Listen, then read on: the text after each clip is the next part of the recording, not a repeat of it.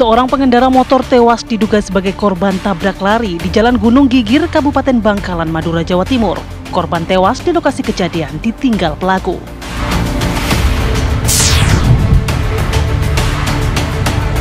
Sebelas lapak barang bekas yang berada di Jalan Pakis Raya, Cengkareng, Jakarta Barat, Sabtu siang ludes terbakar. Tak hanya lapak, sejumlah mobil juga ikut terbakar. Diduga kebakaran disebabkan kompor gas meledak dari salah satu penghuni lapak.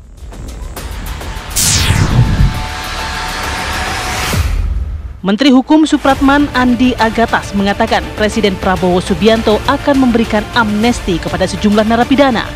Selain kasus narkoba, pengampunan ini juga diberikan kepada narapidana yang terjerat Undang-Undang Informasi dan Transaksi Elektronik. Selengkapnya di Apa Kabar Indonesia Malam.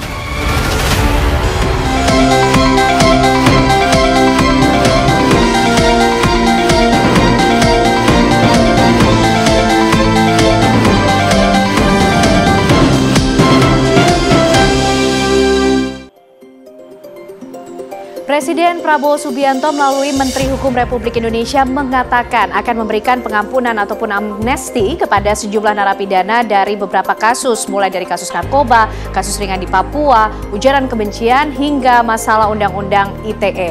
Apa kemudian yang menjadi dasar diberikannya amnesti kepada sejumlah narapidana ini dan bagaimana mekanisme yang akan berlangsung? Itulah pemirsa yang akan menjadi menu pembahasan utama kita di Apa Kabar Indonesia malam hari ini. Bersama saya Ken Anu.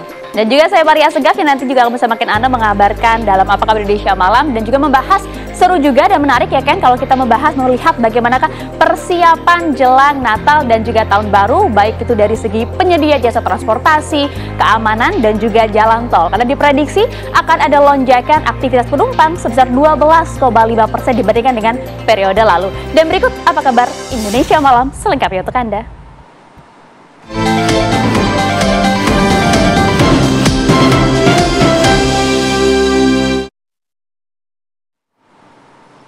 Seorang pengendara motor tewas diduga sebagai korban tabrak lari di Jalan Gunung Gigir, Kabupaten Bangkalan, Madura, Jawa Timur.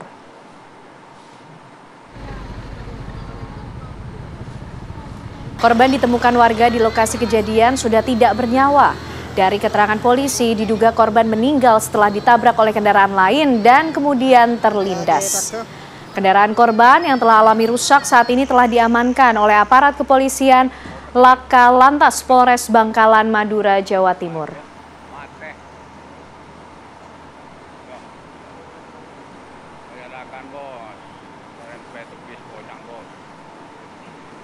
Ambulannya udah datang. Nah, larinya ke sini, ke kiri, menabrak. Kita menuju Jakarta, pemirsa. Unit Reskrim Polsek Metro Tabatsari berhasil membekuk 2 dari 3 pelaku komplotan curanmor di sebuah rumah indekos di kawasan Kembangan, Jakarta Barat.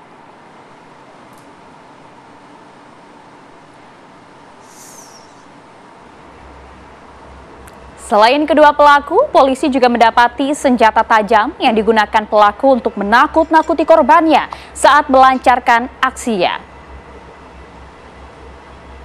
Dari penangkapan dan juga penggeledahan 2 kamar kos pelaku, polisi kemudian menemukan ada sejumlah barang bukti dari pakaian pelaku, kemudian kunci letter T, serta senjata tajam jenis golok yang juga sempat digunakan oleh pelaku untuk menakut-nakuti korbannya saat melancarkan aksinya. Sementara itu, dari hasil pemeriksaan sementara, diketahui komplotan ini ternyata spesialis curanmor di kawasan Jakarta Barat, Jakarta Utara, dan juga Jakarta Pusat.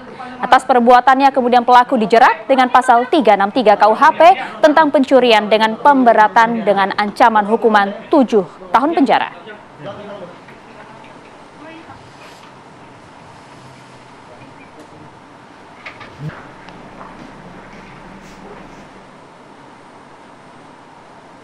Sebelas lapak barang bekas yang berada di Jalan Pakis Raya, Cengkareng, Jakarta Barat, Sabtu siang ludes terbakar. Tak hanya lapak, sejumlah mobil juga ikut terbakar. Diduga kebakaran disebabkan oleh kompor gas yang meledak dari salah satu penghuni lapak. Sabtu siang, kobaran api terlihat membumbung dari lahan kosong yang dijadikan lapak mengepul barang bekas di Jalan Pakis Raya, Kelurahan Rawabuaya, Cengkareng, Jakarta Barat. Warga serta petugas pemadam kebakaran yang sudah berada di lokasi berupaya melokalisir api agar tidak merambat ke bangunan lainnya.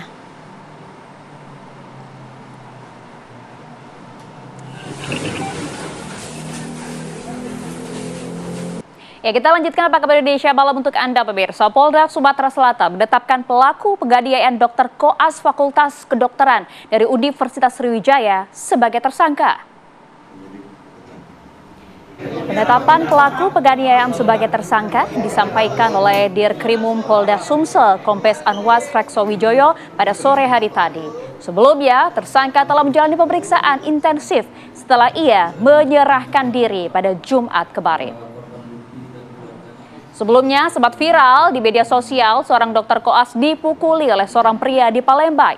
Pencetus keributan itu ternyata adalah jadwal piket akhir tahun.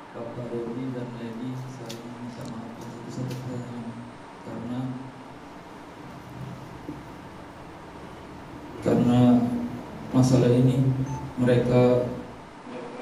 Sebelumnya, seorang mahasiswa kedokteran Universitas Sriwijaya Palembang, Sumatera Selatan ini menjadi korban pemukulan oleh sopir rekan seprofesinya hanya lantaran jadwal kerja akhir tahun. Kalau kita lihat, keluarga korban ini sempat melapor ke polisi mengenai insiden tersebut dan meminta pelaku diproses secara hukum.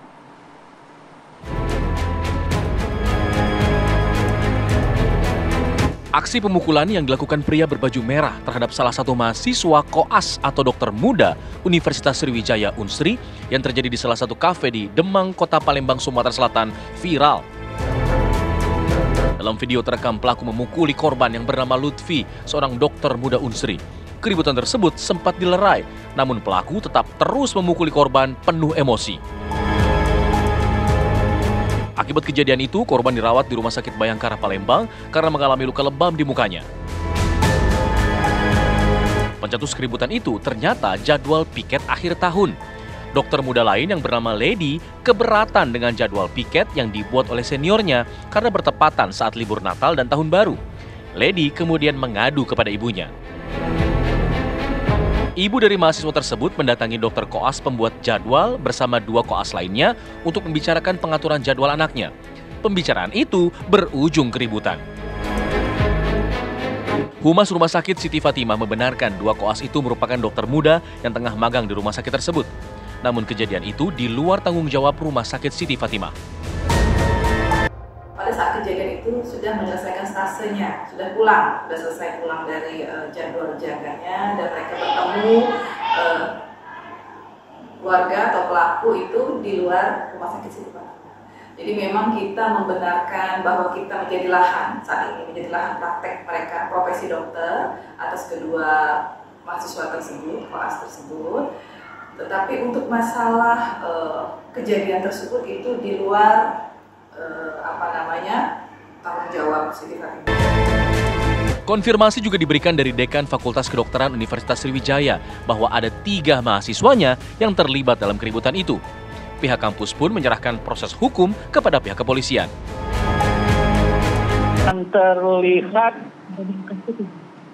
Yang terlihat di kamera itu 2 orang, saudara Lutfi dan temannya yang berada di depannya.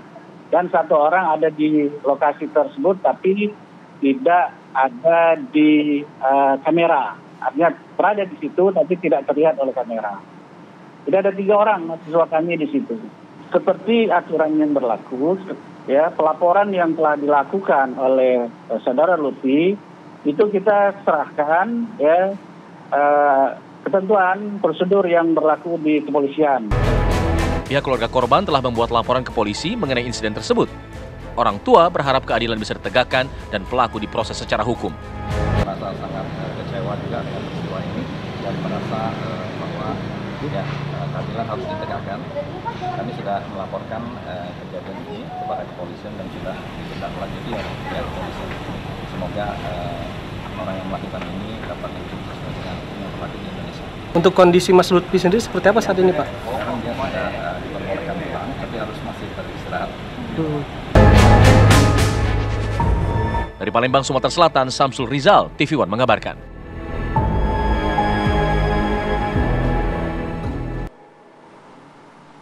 Bagaimana perkembangan penanganan kasus ini pemirsa, kami ajak Anda berbincang dengan Kombes Pol Sunarto, Kabid Humas Polda Sumatera Selatan. Selamat malam Pak Sunarto. Selamat malam Pak Sunarto.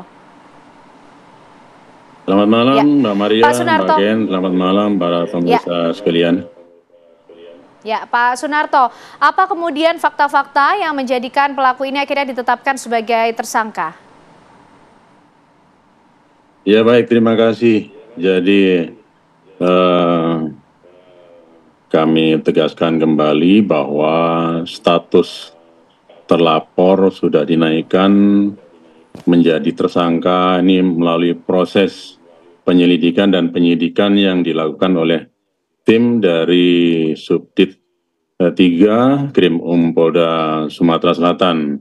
Pertama dari keterangan saksi korban, kemudian visum et repertum, kemudian juga hasil pengecekan di TKP yang penyidik berhasil mengamankan rekaman CCTV, kemudian sudah diselidiki, kemudian juga keterangan dari terlapor yang kemudian dari barang bukti dan kesaksian tersebut kemudian dilakukan gelar oleh tim penyidik yang dipimpin oleh Pak Kasubdit 3, Pak Triwahyudi.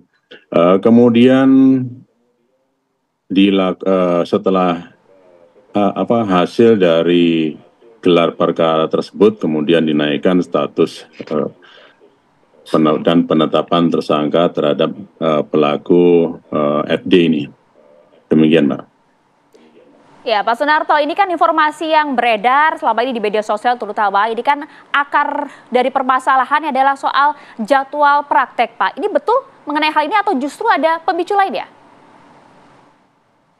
Ya, jadi berdasarkan hasil pemeriksaan yang menjadi pemicu adalah terkait dengan kegiatan yang dilakukan oleh korban, kemudian juga oleh LD yang merupakan teman dari korban sendiri yang sedang melaksanakan koas di salah satu rumah sakit di Siti Fatimah, Palembang. Jadi terkait dengan jadwal penugasan dokter koas ini yang kemudian itu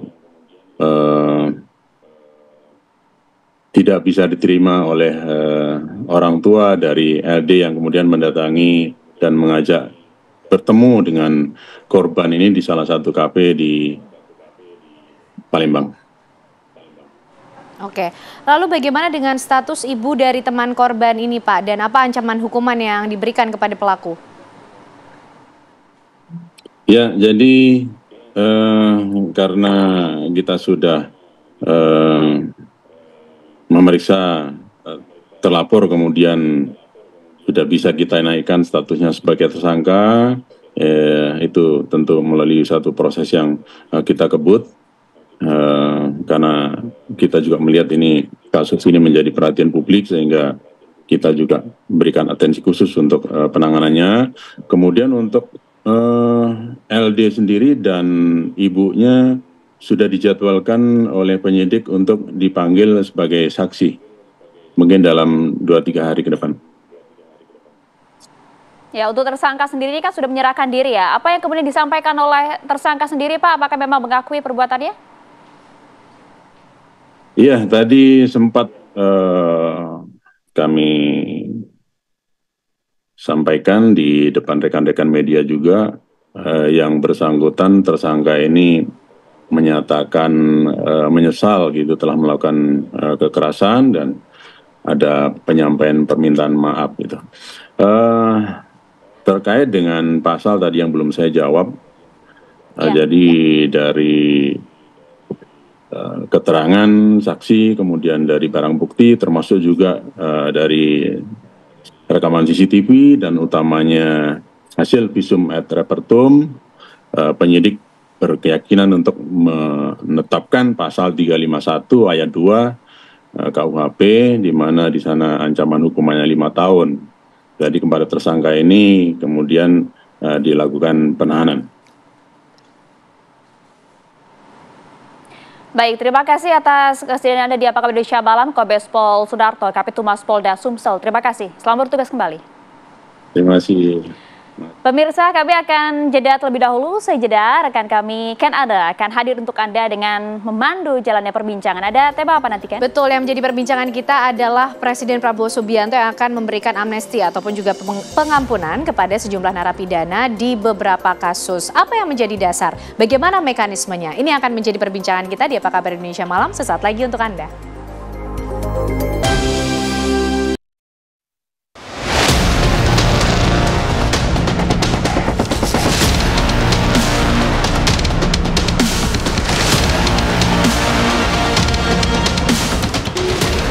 Beberapa kasus yang terkait dengan kasus-kasus penghinaan terhadap ataupun ITE yang terkait dengan kepala negara atau itu Presiden meminta untuk diberi amnesti.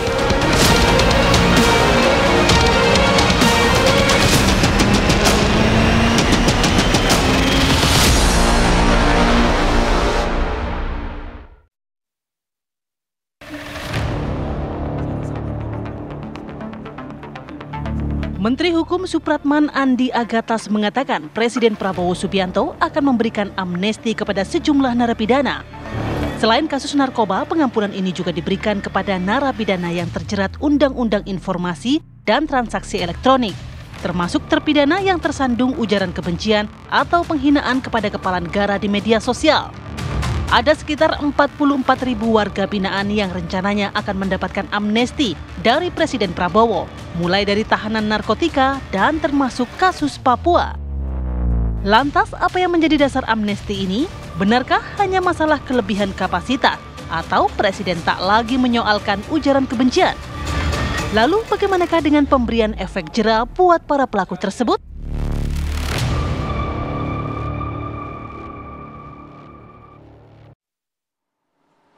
Ya, Presiden Prabowo Subianto kembali membawa kabar yang cukup menarik perhatian kita semua, yaitu ingin memberikan amnesti ataupun juga pengampunan terhadap sejumlah narapidana yang terlibat dalam kasus-kasus tertentu. Nah, apa sih sebenarnya yang menjadi dasar dan bagaimana mekanisme pemberian amnesti ini? Kita akan membahasnya malam hari ini tentunya bersama dengan Ketua Komisi Hukum DPR RI, ada Bang Habibur Rahman. Bang Habib, apa kabar? Sehat, Bang? Alhamdulillah. Waalaikumsalam. Dan juga bersama kita ada Bang Mustafa Nara, pegiat media sosial. Bang Nara, sehat, Bang? Assalamualaikum. Sehat. Waalaikumsalam. Dan juga bergabung bersama kita malam hari ini ada ahli hukum pidana Universitas Pelita Harapan, Ibu Christine Susanti. Selamat malam, Bu. Selamat malam. Ya, Bang Habib, bagaimana kemudian menyambut rencana Presiden Prabowo Subianto yang ingin memberikan pengampunan atau amnesti kepada sejumlah narapidana? Jumlahnya cukup banyak, Bang, 44.000.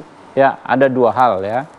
Tentu soal over capacity menjadi perhatian. Ya, saya di 5 tahun di DPR, ini periode kedua, setiap kami kunjungan kerja ke berbagai provinsi itu selalu menjadi masalah. Over capacity minimal 4 kali lipat dari semestinya dari penjara kita, dari lembaga pemasyarakatan kita penghuninya.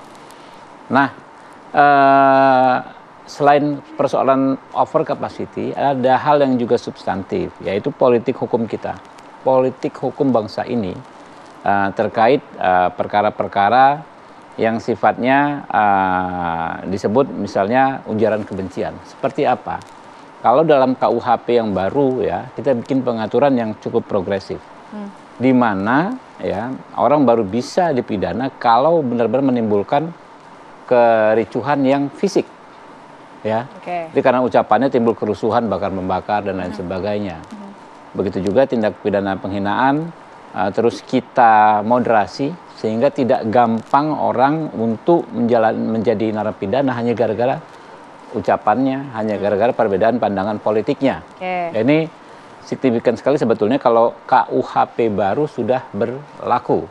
Nah, kalau Presiden mengeluarkan kebijakan seperti ini tentu bagus karena senafas dengan kebijakan kita selama ini, politik hukum yang kita sepakati, baik DPR maupun pemerintah sudah kita sepakati seperti itu. Dan ini teknisnya benar-benar langsung menukik tajam pada eksekusi, yaitu amnesti. Amnesti itu kan di pasal 12 ayat 2 diatur bahwa Presiden memiliki hak untuk memberikan amnesti dengan memperhatikan persetujuan DPR. Saya pikir nggak akan ada isu di DPR ya. Teman-teman sudah sejak pengesahan KUHP kemarin ya punya komitmen yang kurang lebih sama ya. Kita reflektif bahwa keadilan kita ini pengadilan kita ini bukan semata-mata ingin mengantarkan orang ke penjara, bukan seperti itu. Membuat tertib sosial, tertib hukum bukan seperti itu. Tapi konsepnya lebih restoratif.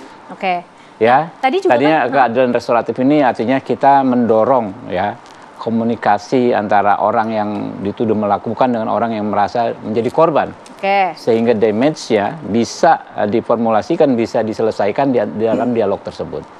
Bang Habibur Rahman, tapi kan amnesti ini diberikan kepada sejumlah narapidana dalam kasus tertentu. Lebih detail lagi kalau kita bicara soal ujaran kebencian, di situ ditulis ini lebih terkait dengan ujaran kebencian yang berkaitan dengan kepala negara atau presiden, dan juga hal-hal atau kasus yang berkaitan dengan UU ITE. Nah, sedangkan di Indonesia ini kan kehidupan sosial medianya ini kan begitu semarak sekali nih. Gimana Bang Habib melihat ini? Ya justru itu, justru bagus ya. Kita kan semakin dewasa sebagai bangsa.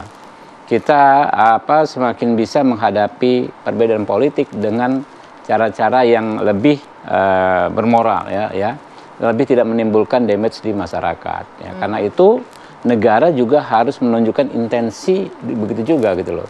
Jangan negara ya kan menggunakan aparatusnya untuk digunakan merespon pernyataan-pernyataan dan lain sebagainya yang kurang lebih tidak begitu sesuai dengan polisi negara. Nah ini yang sekarang proses terus terjadi. Ini bukan sekedar political will kebijakannya Pak Prabowo, tapi ini memang gayung bersambut terus antara para pemegang saham Republik ini, partai-partai politik, teman-teman lembaga swadaya masyarakat, ya.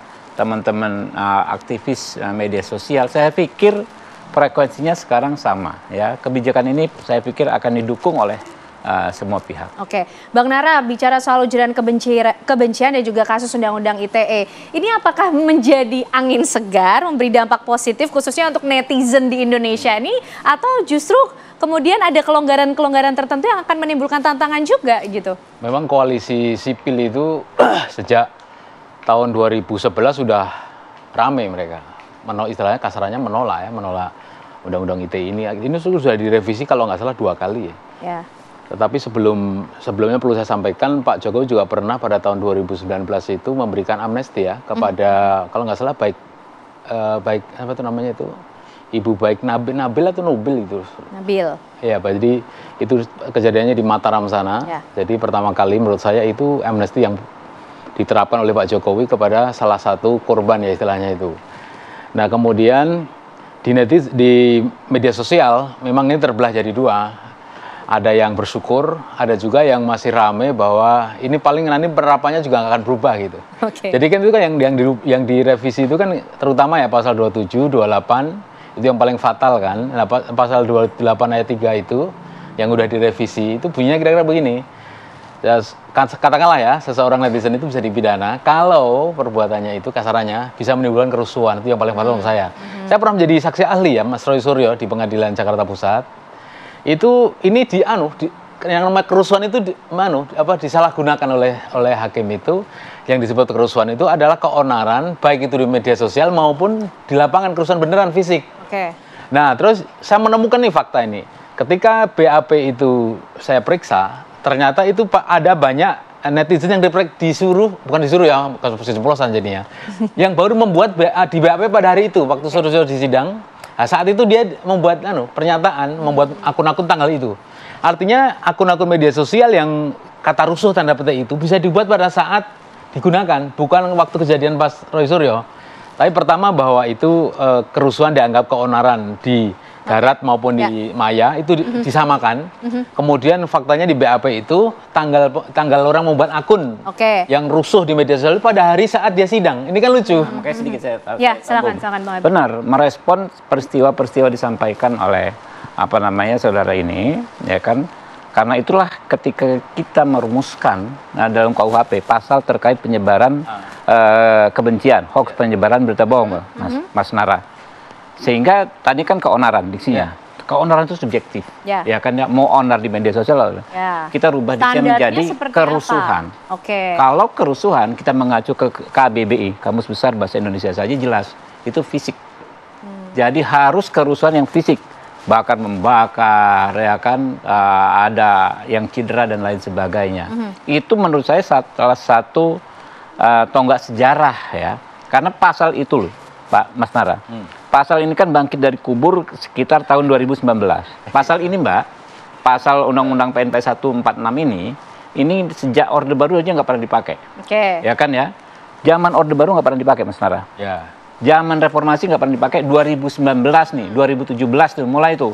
Mulai. Lalu ya, kemudian digunakan kembali. Mulai 2017 ya kan ya. 2014, 2017, 2019 banyak dipakai ya kan. Baru ketika kami membahas KUHP, kami itu artinya DPR ini semua fraksi bersama pemerintah. Rumusan pasal itu kami secara revolusioner kami ubah sehingga nggak bisa lagi Mas Nara. Makanya saya bilang kemarin kalau KUHP saat itu langsung diberlakukan, waktu itu kalau nggak salah Habib Rizik, kemudian siapa ya si Gus Nur yang mana? Gus Nur. Apalagi yang meninggal siapa Pak? Bambang Tri bukan ya? Siapa ya? Bukan. Pokoknya itu nggak bisa dijerat karena tidak terjadi kerusuhan. Oke. Ya kan Habib Rizik itu kan waktu itu yang pulang dari Mekah, ya kan dibilang menyebarkan berita bahwa apalah ya dia sehingga kerusuhannya nggak ada, tapi dibilang kegaduhan di media sosial.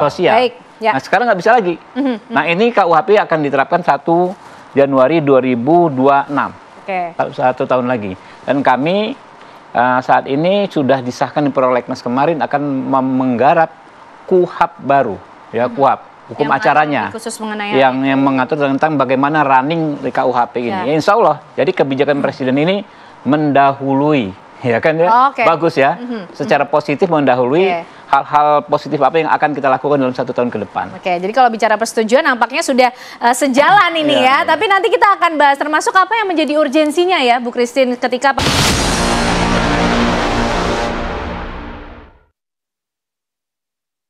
beberapa kasus yang terkait dengan kasus-kasus penghinaan terhadap ataupun ITE yang terkait dengan kepala negara atau itu Presiden meminta untuk diberi amnesti.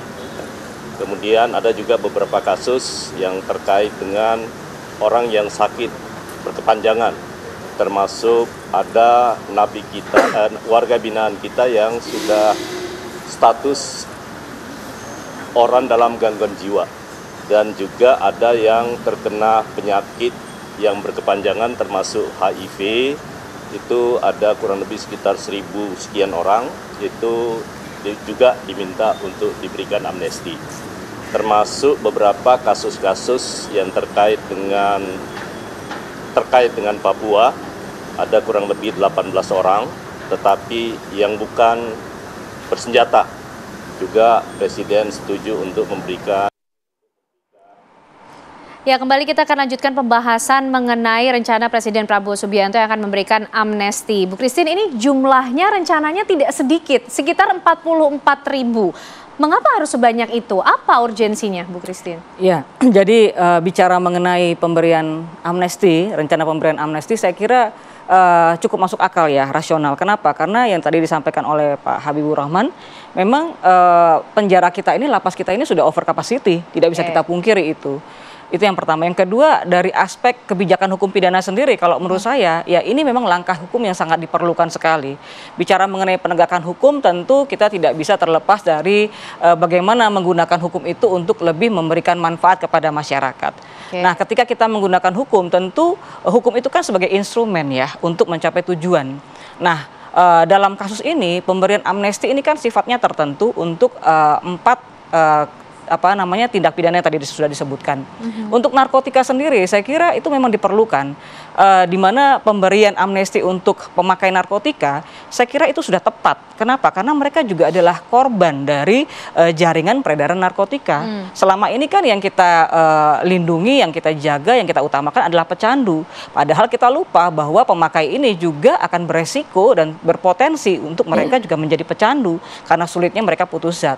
Nah, kalau dikaitkan dengan mereka yang sakit ya ataupun terkena HIV atau gangguan mental, itu dalam hukum pidana kita juga jelas ya. Konsep dari teori penghukuman itu memang bagaimana kita mencari bahwa pemberian pidana itu tidak menimbulkan keadaan yang lebih buruk kepada terpidana itu sendiri. Nah, kalau di dalam penjara, di dalam lembaga pemasyarakatan mereka mendapatkan hal yang lebih buruk, itu berarti fungsi hukum itu sendiri tidak mencapai sasaran itu.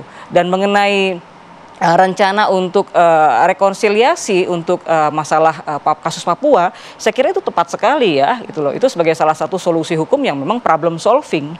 Ya, kalau untuk ujaran kebencian kepada presiden, ya ini kan merupakan delik aduan, dan kita juga harus melihat bahwa kesinambungan undang-undang yang akan berlaku nanti 1 Januari 2026 KUHP kita yang baru ini juga mendukung ke arah sana, dan ini kan merupakan delik aduan sebenarnya. Jadi kalau memang presiden akan menjalankan atau memberikan amnesti ini, menurut saya dari aspek hukum pidana sudah tepat. Nah, menarik ketika kita menarik lagi dari kasus-kasus yang berkaitan dengan Undang-Undang ITE, Bu Christine, dan juga ujaran kebencian. Tadi sudah disampaikan Bang Habib ada KUHP baru yang nanti akan berlaku, dan rencana Presiden Prabowo Subianto yang juga akan memberikan pengampunan kepada para narapidana dari kasus ujaran kebencian yang terkait dengan kepala negara. Nah, ini kita bisa bilang apakah seperti dibebaskan, dilonggarkan, karena nanti kemudian bagaimana dengan punishment yang akan dilakukan pada pelanggaran-pelanggaran yang terjadi, bagaimana juga kemudian caranya untuk menyehatkan iklim bermedia sosial. Ya, jadi memang berbicara mengenai amnesti sendiri, amnesti ini kan memang pengampunan yang diberikan oleh presiden karena hak prerogatif. Nah, amnesti ini memang tidak karena diminta atau dimohonkan dari narapidana, tapi dari presiden yang memberikan. Nah, ketika presiden memberikan amnesti, maka otomatis perbuatan pidana atau perbuatan salah daripada pelaku ini dihilangkan, dihapuskan. Itu konsep amnesti. Jadi kalau ditanyakan bagaimana nanti dampaknya dengan penggunaan media sosial, saya rasa begini ya, dengan perkembangan teknologi kita juga harus belajar bijak. Ya, harus belajar bijak, harus belajar mawas diri, harus bisa belajar untuk mengatur gitu loh ya. Dalam kita mengeluarkan perkataan atau hal-hal lainnya, ujaran-ujaran termasuk juga itu kalau itu berpotensi untuk menyinggung atau menimbulkan kegaduhan atau kerusuhan, dan itu memang ada sanksinya. Tetapi apakah sanksi hukum itu harus melulu dengan membuat pengaduan dan juga harus melulu dengan pidana penjara? Kita dalam hukum pidana mengenal yang namanya konsep ultimum remedium. Jadi artinya ada banyak sanksi-sanksi lain selain dari pidana penjara. Seperti itu.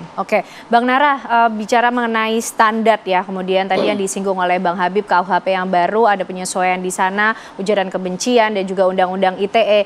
Ini nanti apakah juga kita bisa bilang ternyata Presiden Prabowo Subianto sepertinya tidak mau terlalu ambil pusing lah terhadap masalah-masalah ujaran kebencian, tidak menariknya ke ranah hukum, seperti itu Bang Nara? Menurut saya bukan begitu. Saya bantu Mas Prabowo itu 2 kali pemilu ya, 2014, 2019, dan saya tahu betul pada waktu 2019 itu beliau, mohon maaf ya, saya nggak tahu teknis secara teknis, tapi berhasil membebaskan ribuan demonstran yang dianggap sebagai perusuh di Jakarta waktu pasca pemilu.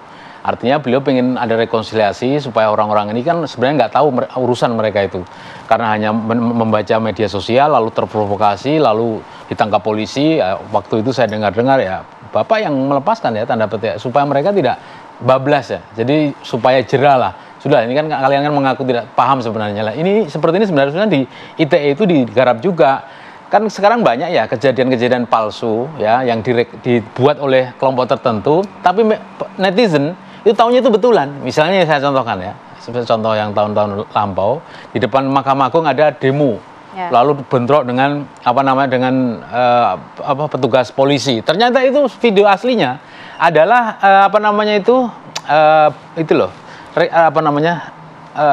bukan rekonstruksi antara polisi dengan polisi sendiri, itu latihan saja bagaimana cara simulasi. Tapi ada oknum tertentu, kelompok tertentu membuat itu seolah-olah asli. Banyak yang kena ITE gara-gara menyebarkan video ini. Yang kedua sekarang di Semarang. Ini kasus baru ya, bagaimana dengan misalkan Kapol Tabes Semarang yang kemarin itu menunjukkan pedang dan celurit, dan katakan itu adalah barang bukti dari pelaku carok atau anak-anak yang sedang berkelahi di jalanan. Tapi ternyata sekarang nih, beberapa minggu kemudian, setelah disemprot oleh Ketua Komisi 3, ternyata terbukti bahwa itu palsu sebenarnya. Yang terjadi bukan ada tawuran. Terus gimana itu polisi-polisi yang terlanjur menunjukkan barang bukti itu kok terdengar sampai sekarang? Saya berharap Ketua Komisi 3 itu negur lagi. Bagaimana dengan polisi-polisi yang memamerkan barang bukti, ternyata itu nggak terkait dengan kasus yang senyata-nyatanya. Ini kan kasus kan berkembang ya, sangat update sekali. Macam-macam modelnya, variannya berkembang, tapi undang-undangnya atau aturan atau regulasinya nggak pernah berubah. Nah ini kan baru menurut saya. ITE apa nggarap ini atau tidak? Menurut saya belum ada. Bagaimana pembuat videonya itu? Kenapa jarang sekali kita temukan dia tersangka? Bagaimana dengan siapa yang membuat ini, yang membuat semuanya sehingga banyak terjebak? Memang ada dua hal ya. Kalau yang extraordinary crime, katakanlah narkoba, saya belum setuju untuk amnesti. Tapi kalau yang selain korupsi, terorisme sama narkoba silahkan saja. Ini kan bentuk kemanusiaan ya istilahnya itu ya. Itu banyak kejebak di situ, banyak kejebak. Apalagi ITE ya, ini banyak produk-produk yang sebenarnya itu hoax. Tapi dibikin seperti asli. Anak-anak itu tahu pengguna media sosial itu nggak paham kalau itu palsu. Tapi itu namanya ketipu, kejebak, biasa seperti itu, entrapment namanya. Jadi ada dua alasan paling tidak, karena over capacity dan alasan kemanusiaan. Kenapa Bang Habib, gimana? Jadi gini, Ken, apa hal baru lagi dalam KUHP ini? Bahwa KUHP yang baru ini menganut azas dualistik. Dualistik itu artinya untuk memidanakan orang, tidak cukup terjadinya perbuatan, tapi harus dilihat mens rea-nya. Niatnya seperti apa, makanya disebut dualistik. Nah, dengan konsep dualistik ini, yang disampaikan Bung Nara itu mungkin 99% nggak akan masuk. Karena dia nggak ada niatan. Dia nggak tahu kan, kayak dulu ada kasus Asma Dewi. Saya dulu kan pengacara, sebelum jadi kan advokat. Beliau itu hanya memforward berita di media sosial. Ada jeroan diimpor di luar negeri, dibuang di sini kok dikasih makan rakyatnya, masuk penjara. Ya kan mungkin kalau dia memproduksi berita itu sendiri dia bisa kena, tapi bukan produksi dia gitu loh. Dia sekedar memforward, namanya ibu-ibu kan, ibu rumah tangga memforward. Kena berapa tahun ya kan ya. Kasus Ahmad Dhani juga kurang lebih begitu kan. Dia di demo orang, dia ngomong wah itu idiot dan lain sebagainya. Padahal itu dalam konteks dialog, bukan ada mens rea, menghina, merendahkan dan lain sebagainya. Nah sehingga kalau KUHP baru ini memang benar-benar berlaku, maka akan selaras dengan apa yang dikeluarkan kebijakan oleh Pak Prabowo ini. Ya, jadi kita tuh harus benar-benar firm mengirim orang ke penjara itu harus benar-benar orang yang memang melakukan satu, kedua yang memang ada niatnya untuk melakukan tindak pidana tersebut, ada mens rea-nya, ada keinginannya gitu loh. Kurang lebih kita melihat sesuatu yang sangat positif ya untuk waktu saat ini dan masa yang akan datang. Nah, terkait misalnya tadi narkoba dan lain-lain untuk pengguna, ya ini ditekankan untuk pengguna karena ini studi di berbagai negara, ya kami studi by internet dan lain sebagainya. Periode kemarin selama 5 tahun justru kebijakan war on drugs ya yang dar-der-dor memenjarakan sebanyak orang mungkin pengguna itu gagal. Amerika saja gagal, ya. Meksiko gagal. Kartel-kartel itu diperangi malah gagal. Bukan diperangi begitu, artinya nggak ada konsep pendekatan kesehatannya.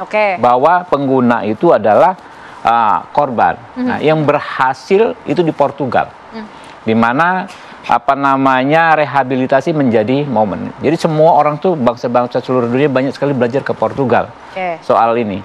Dan saya pikir kalau kemarin ya, komposisi yang kemarin hampir semua fraksi kurang lebih satu frekuensi, senada, seirama, bahwa ke depan ini udah kita konsepnya bukan dar-der-dor lagi soal narkoba ini, tapi pendekatan rehabilitatif untuk pengguna, karena memang itu yang paling banyak jumlahnya. Ya, kalau penggunanya udah sembuh, sudah tidak tergantung, maka nggak akan ada lagi pasarnya.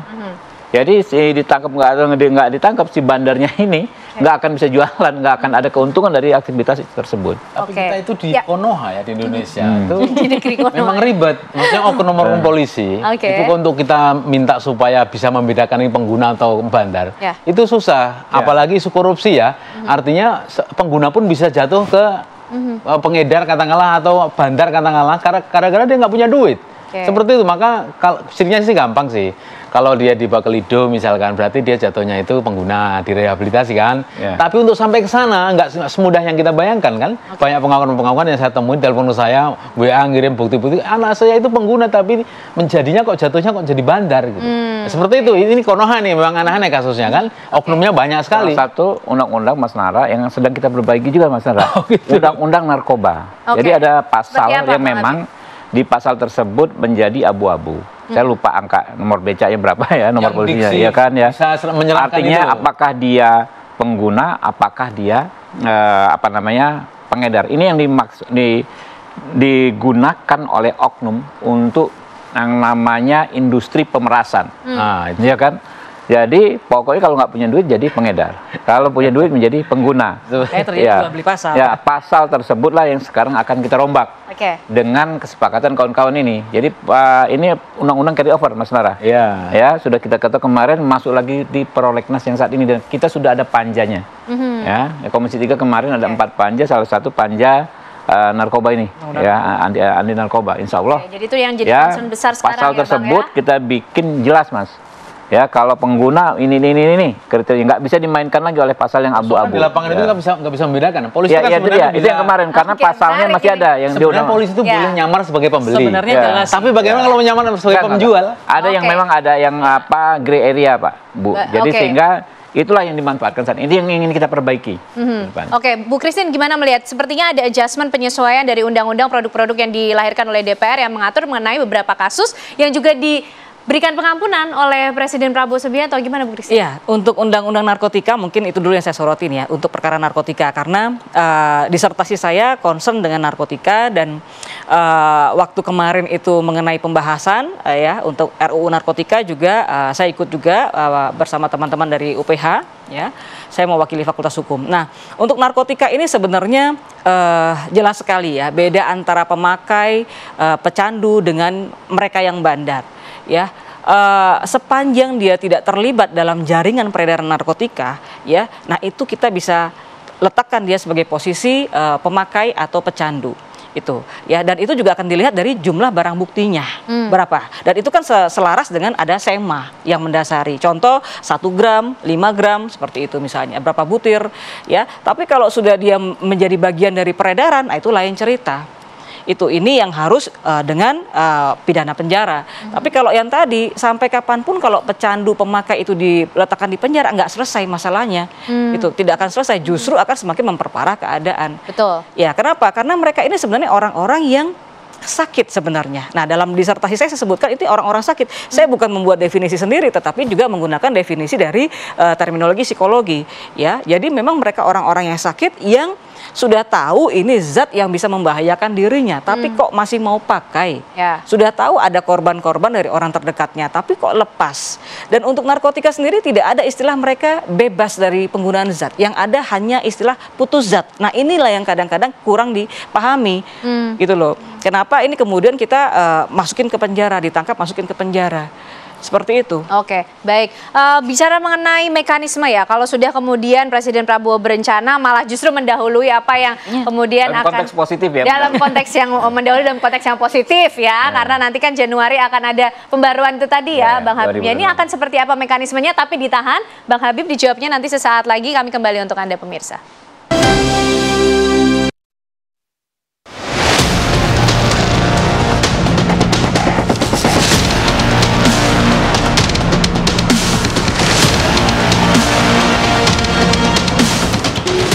Beberapa kasus yang terkait dengan kasus-kasus penghinaan terhadap ataupun ITE yang terkait dengan kepala negara atau itu Presiden meminta untuk diberi amnesti.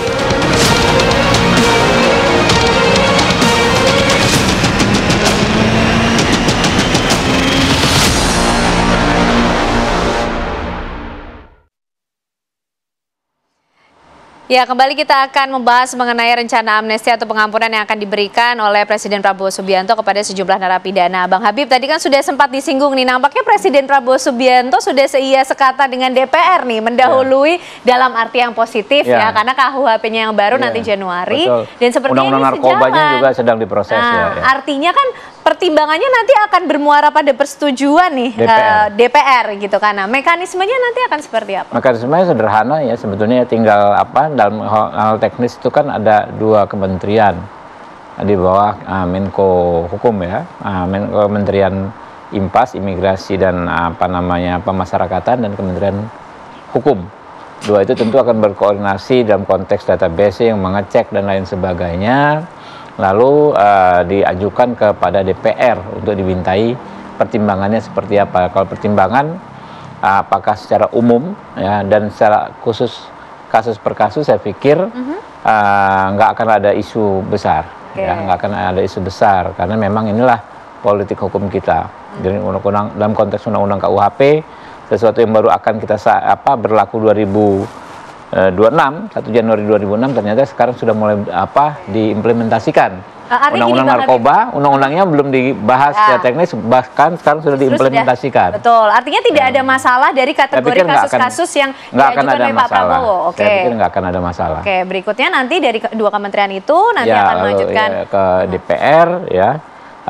Lalu ya setelah dapat persetujuan DPR, pertimbangan dari DPR baru disahkan, dieksekusi. Jadi secara keseluruhan tidak ada yang menjadi pertimbangan khusus nampaknya dari Komisi 3 DPR.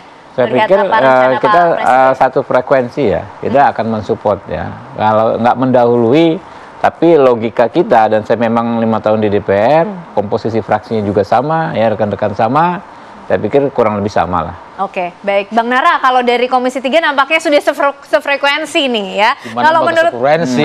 Oke, gimana Bang Nara? Orangnya Prabowo, orang Gerindra ya, frekuensi. Tapi ada catatan lagi nggak dari Bang Nara? Ada pertimbangan-pertimbangan khusus nggak ya? Nampaknya ini harus dicermati ulang nih dengan apa yang menjadi rencana Pak Prabowo. Saya rasa nggak ada pertimbangan penting ya. Jadi DPR itu sekarang itu adem ayem. Tampaknya memang betul-betul Gerindra bisa menaklukkan semua anggota fraksi ya, yang ada di Komisi 3 terutama. Tapi saya suka nih gaya beliau nih, pokoknya teriak-teriak aja terus. Kalau saat live itu polisi nakal teriakin, polisi kurang ajar panggil ke DPR. Jadi itu bagus karena rakyat langsung lihat kinerjanya. Coba kalau itu nggak di live TV, masyarakat tidak tahu, dia titip apa-apa ke anggota yang mewakilinya di Senayan, ternyata nggak bisa kerja apa-apa. Dan memang lebih bagus, setuju sekali ya, apapun yang dia dibahas di Komisi 3 ya, terutama apalagi soal ITE, soal narkoba dan lain-lain, sudah cerewet aja Bang Habib.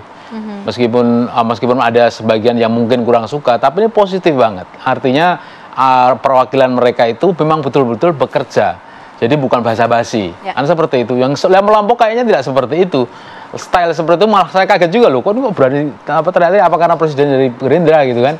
Tapi enggak, saya rasa itu perubahan yang signifikan, yang positif, di mana semua hari ini harus lebih bagus dari kemarin. Besok harus lebih bagus dari hari ini. Itu yang perlu diterapkan. Kaidah itu bagus lah diterapkan di DPR. Jangan sampai sama dengan kemarin. Jadi menurut saya kurang positif. Yang sekarang ini lebih bagus. Lebih khusus mengenai Undang-Undang ITE, Bang Nara.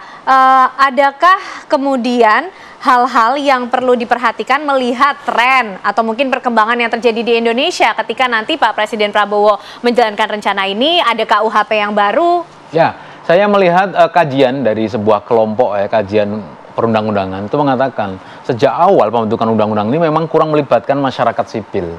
Itu yang perlu digarisbawahi ya. Artinya kalau ini ada perubahan lagi, ada revisi lagi atau apapun yang menjelang tahun 2026, libatkan kelompok-kelompok sipil yang selama ini mengkritisi undang-undang ini. Supaya apa? Ini kan undang-undang kan kayak baju toh, pemerintah membuatkan baju untuk masyarakat. Lah kalau ada masalah protes berarti bajunya kurang pas ukurannya. Nah, sekarang supaya pas yang memakai baju itu diundang. Perwakilan banyak itu yang mengeluhkan ya, yang ingin berkontribusi. Tapi kalau nggak diundang, gimana mereka cara masa mau demo tiap hari DPR? Macet jalanan kan? Seperti itu. Jadi yang baru ini ya, kabinet yang baru atau anggota DPR yang baru, tolong libatkan masyarakat ya untuk sosialisasi maupun sebelum sosialisasi. Ya kalau perlu waktu pembahasan ya di hotel-hotel kita undanglah mereka supaya merasakan ya kontribusi mereka kepada negara, kepada pemerintah itu betul-betul dihargai. Jadi tidak hanya basa-basi, tidak hanya pupuk bawang aja lah orang Jawa ngomong. Seperti itu, banyak pengen loh terlibat supaya hasilnya itu langsung selesai, nggak ada kontroversi lagi. saya yakin dengan penglibatan masyarakat sipil, ini akan selesai kok, nggak ada kontroversi lagi. Oke, baik. Bu Christine, pidana, hukuman, punishment, ini kan pasti tujuannya untuk memberikan efek jera dari mereka yang kemudian melakukan tindakan tersebut. Nah, kalau kemudian adanya amnesti ini justru diartikan sebagai adanya kelonggaran, lalu bagaimana nanti memberikan edukasi, pembelajaran, dan efek jera kepada mereka-mereka yang terlibat dalam kasus tertentu? Iya. Jadi kalau menurut saya begini ya, kita harus merespon positif ketika kepala negara kita memberikan amnesti untuk salah satu mengenai ujaran kebencian kepada kepala negara. Ya, menurut saya ini suatu sikap kenegarawan yang luar biasa. Dari aspek hukum sendiri, ya sebagai orang yang berkecimpung dalam bidang pendidikan, ya di Civitas Akademika, saya merespon positif. Artinya begini. Bukan berarti pasal mengenai ujaran kebencian kepada kepala negara ini bisa kita anggap tindakan-tindakan yang tidak ada hukumannya, yang tidak ada sanksinya. Ya, tidak diberikan sanksi bukan berarti kita bisa bebas. Ya, nah ini bagian dari pendidikan hukum sebenarnya, bagian dari pendidikan kita dalam sosial, dalam bermasyarakat. Presiden ini kan adalah sebagai kepala negara, kita harus memperlakukan dia sebagai orang yang terhormat, gitu. Yang pertama, ya tidak ada delik aduan, ya. Untuk saat ini memang Presiden memberikan amnesti, tetapi bukan berarti pasal itu hilang, kan seperti itu. Itu yang pertama. Yang kedua, saya rasa kita harus lebih mengedepankan budaya literasi, ya, budaya edukasi, bagaimana supaya kita ini juga tidak asal sembarang bicara, apalagi dalam menggunakan sosial media. Karena banyak kan kita sering memforward berita-berita hoax, sering mengirimkan berita-berita ujaran-ujaran kebencian dan segala macam, padahal ujung-ujungnya hanya seketika saja, setelah itu menyesal, nangis. Nah itu ya, jadi saya tidak melihat ada semacam dikotomi bahwa hukum itu harus memberikan punishment yang keras, harus dengan laporan polisi dan segala macam. Kalau tadi disinggung mengenai restoratif justice, itu adalah kearifan kita. Ya, tapi bukan berarti kelonggaran ini dapat disalahgunakan. Mungkin seperti itu. Tapi di sosial media kita nanti akan menjadi semakin gaduh tidak tuh Bu Christine, kira-kira efek dari ini? Ya, kalau mengenai sosial media kita akan menjadi gaduh, saya kembalikan lagi juga kepada masyarakat. Karena kalau saya lihat juga masyarakat kita juga tidak suka ruang-ruang digital mereka juga kotor, ya. Kita ingin ruang digital kita bersih. Kalau ada hal-hal yang seperti itu dalam media sosial kita, ya baiknya tidak direspon, tidak dilanjutkan. Saya kira itu juga bagian dari sanksi sosial kok. Ada banyak sanksi kalau kita bicara, tidak hanya melulu sanksi pidana, seperti itu. Oke, Bang Habib, DPR juga sudah memperhitungkan sampai sejauh ini dampak yang akan terjadi dari pelaksanaan perencanaan Pak Presiden Prabowo ini? Ya pasti ini kan proses panjang ya. Kita dulu kan pakai istilah penjera. Jadi bukan itu kan sudah berubah menjadi konsep pemasyarakatan, bagaimana membina orang agar menyesali perbuatannya, tidak melakukan lagi dan bisa kembali ke masyarakat. Itu konsep yang existing. Kita belum bicara konsep yang lebih baik lagi ke depan, ya, yang sekarang sedang sama-sama kita proses regulasinya di DPR. Jadi bukan berarti kita menginginkan terjadinya kegaduhan tanpa ada aturan, gitu kan ya. Masyarakat kita sudah semakin dewasa, ya. Ada banyak pelajaran bahwa tanpa adanya pemidanaan, ya, banyak orang yang mendapatkan sanksi dari masyarakat, sanksi sosial dan lain sebagainya, dan itu ternyata jauh lebih efektif. Nah itu saya pikir menjadi pegangan kita ke depan, ya, bahwa memang ya sudah masanya seperti ini, ya. Kita ada di era di mana kebebasan berpendapat harus kita jamin, tapi kita ternyata secara bersama-sama juga punya tanggung jawab untuk membuat perbedaan pendapat ini disampaikan dengan cara-cara yang pas. Kurang lebih begitu. Optimisme yang samakah juga dilihat oleh Bang Nara di iklim bersosial media kita di negara di Indonesia? Optimisme ada, asal kita itu mau belajar ke luar negeri misalkan. Di beberapa negara kayak Australia, ya, kemudian Kanada, itu napi itu dikawal sampai dia keluar penjara. Artinya kalau dia, yang saya lihat ya, kalau mereka belum dapat pekerjaan, mereka dicarikan oleh negara. Di Indonesia belum berlaku seperti itu. Artinya tidak cukup pemasyarakatan itu di penjara, kata beliau, di lembaga pemasyarakatan. Tapi ketika keluar, karena kalau mereka nggak dapat pekerjaan baru, mereka akan berulah lagi. Maka harus entah nanti gimana mekanismenya. Ini juga Komisi 3 pekerjaannya untuk mitra-mitra, ya. Jadi dicarikan cara supaya para ex-napi ini keluar, bukan dibiarkan, tapi carikan pekerjaan di luar, dijamin, supaya mereka nggak kembali melakukan kejahatan. Oke, sudah sampai situ Bang Habib ya, yang direncanakan nanti ketika ini akan dibawa ke ranah DPR, ke Komisi 3? Ya, bukan sekedar kita rencanakan, tapi sudah kita rancang regulasinya, kita sudah sepakati sebagai dan sedang kita proses. Ya. Oke, baik. Terima kasih Bang Habib, Bang Nara, Bu Christine malam hari ini sudah bergabung bersama kita di Apa Kabar Indonesia Malam. Kita akan tunggu nanti bagaimana pelaksanaan perencanaan dari Presiden Prabowo Subianto yang akan memberikan pengampunan kepada sejumlah narapidana.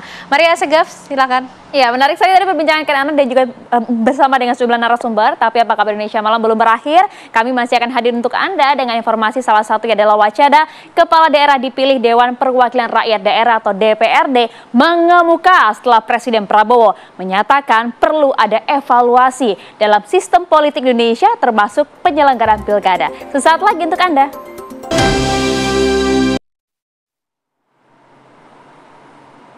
Anda kembali di Apa Kabar Indonesia Malam, pemirsa. Kami hadirkan informasi untuk Anda di mana buntut dari kisruh ceramah yang dianggap nyeleneh oleh seorang pendakwa. Akankah pemerintah kemudian mengambil langkah dan melakukan sertifikasi pendakwa?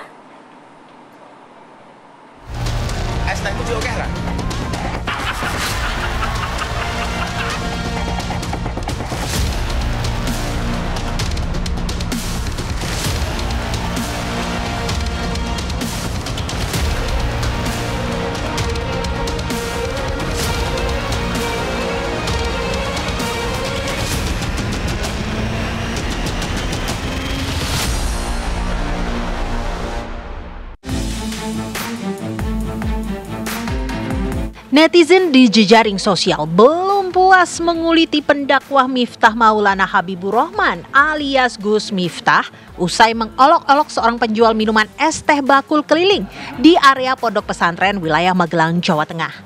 Perkataan pendakwa berambut gondrong yang terkenal dengan dakwahnya di tempat-tempat hiburan malam itu dianggap telah menciderai publik. Terlebih, karirnya semakin moncer di Kabinet Merah Putih usai diangkat oleh Presiden Prabowo Subianto sebagai utusan khusus Presiden di bidang kerukunan beragama dan pembinaan sarana keagamaan. Kemarahan publik semakin memuncak dengan beredarnya kompilasi video lama nyeleneh Miftah Maulana dengan satu di antaranya yang menyita publik saat bersama dengan seniman Jawa Yati Pesek.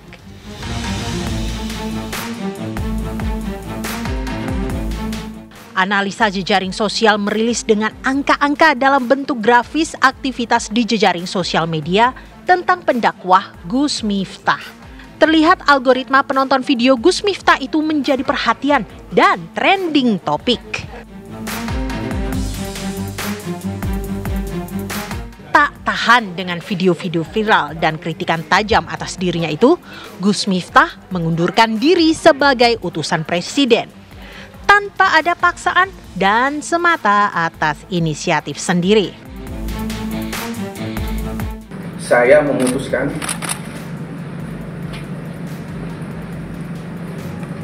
untuk mengundurkan diri dari tugas saya sebagai utusan khusus Presiden bidang kerukunan beragama dan pembinaan sarana keagamaan. Kemunduran Gus Miftah ditanggapi oleh Presiden Prabowo Subianto dan dihargainya sebagai sikap kesatria. Itu adalah tindakan bertanggung jawab, tindakan kesatria. Ya. Beliau sadar, beliau salah ucap. Beliau bertanggung jawab dan beliau mengundurkan diri. Saya kira kita hargai sikap kesatria itu. Gaduh sikap nyeleneh Gus Miftah menjadi bola panas kepada pemerintah. Menteri Agama Nasaruddin Umar bahkan mengkaji usulan sertifikasi bagi para pendakwah. Senada Wakil Menteri Agama Romo M. Syafi'i menilai pendakwah harus memiliki kesamaan pandangan kebangsaan tentang kecintaannya kepada NKRI dengan alasan membangun Indonesia yang heterogen.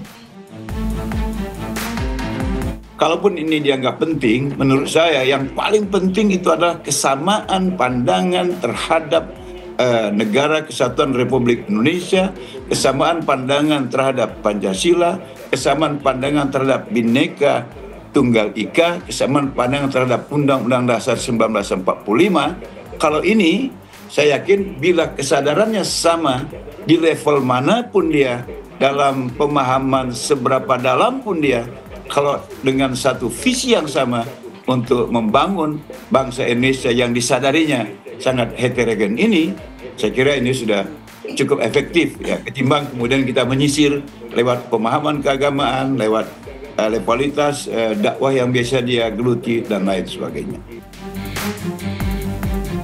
Majelis Ulama Indonesia juga berpendapat isu sertifikasi ulama itu merupakan usulan yang sejak lama dilontarkan, namun perlu ada pengkajian yang mendalam.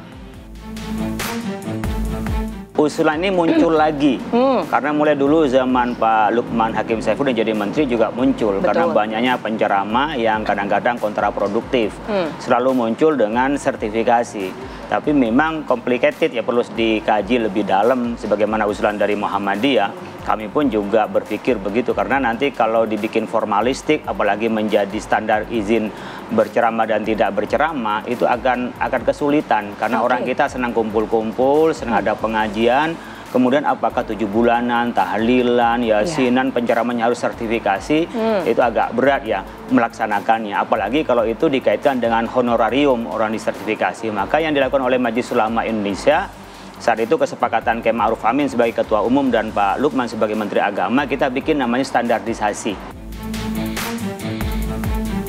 MUI menilai pendakwah harus memiliki 3 syarat, yakni memiliki kedalaman dan pemahaman tentang ilmu keagamaan Islam. Kemudian, hubungan antar agama dan keagamaan, serta memperhatikan metodologi cara berdakwah. Dalam berdakwah, pendakwah harus memiliki cara penyampaian yang tepat sesuai dengan segmentasi jamaah.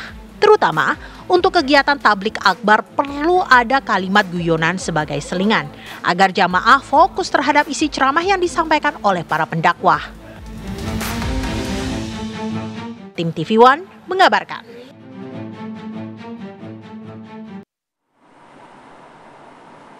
Pemirsa, wacana kepala daerah kemudian dipilih oleh Dewan Perwakilan Rakyat Daerah atau DPRD mengemuka setelah Presiden Prabowo menyatakan perlu ada evaluasi dalam sistem politik Indonesia termasuk penyelenggaraan pilkada. Pernyataan Presiden Prabowo menuai pro dan juga kontra dari berbagai kalangan. DPRD itulah yang milih gubernur, milih bupati. Efisien, nggak keluar duit. Kayak kita kaya, bener nggak? Uang yang bisa beri makan anak-anak kita, uang yang bisa perbaiki sekolah, uang yang bisa perbaiki irigasi. Ini sebetulnya begitu banyak ketua umum partai di sini, sebenarnya kita bisa putuskan malam hari ini juga. Gimana? Wacana pemilihan kepala daerah pilkada oleh Dewan Perwakilan Rakyat Daerah DPRD mencuat ke publik setelah pernyataan Presiden Prabowo Subianto pada puncak hari ulang tahun Partai Golkar. Prabowo Subianto menyatakan perlu ada evaluasi dalam sistem politik di Indonesia, termasuk dalam penyelenggaraan pemilihan kepala daerah. Karena ongkos politik di Indonesia sangat mahal, Prabowo mengusulkan agar pemilihan kepala daerah seperti gubernur dan wali kota atau bupati dipilih DPRD masing-masing daerah. Kita berpikir, mari kita tanya, apa sistem ini berapa puluh triliun habis dalam 1-2 hari dari negara maupun dari tokoh-tokoh politik masing-masing. Ya kan? Saya lihat negara-negara kita, tetangga kita efisien. Ya, Malaysia, Singapura, India. Sekali milih anggota DPRD, sekali milih, ya sudah. DPRD itulah yang milih gubernur, milih bupati.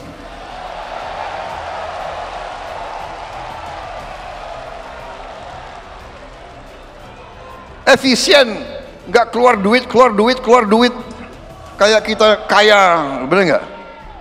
Uang yang bisa beri makan anak-anak kita, uang yang bisa perbaiki sekolah, uang yang bisa perbaiki irigasi, uang yang bisa